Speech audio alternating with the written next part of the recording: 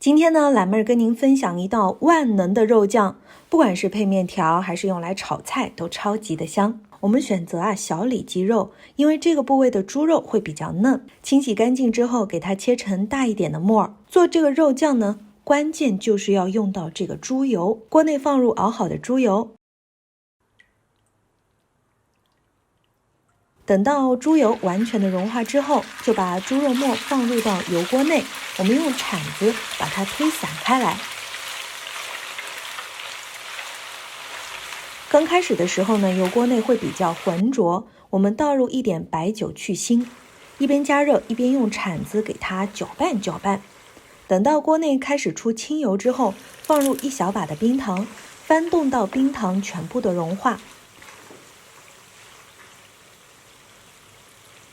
接着倒入3勺量的生抽，2勺量的红烧酱油，搅匀了。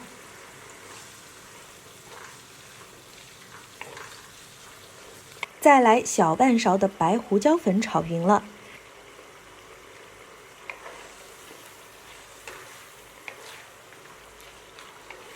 接着呢，加少许的五香粉，少许的盐，搅匀。加上一小块的桂皮，小火慢熬，一直熬到锅内水分没有了，就放入切好的蒜片，把蒜片熬熟，出了香味儿。最后呢，滴一点点的陈醋，搅匀就可以关火出锅了。我们把熬好的肉酱放入到密封罐当中，放入冰箱冷藏保存。吃的时候挖一点出来就好了。有兴趣的话就可以试试啊。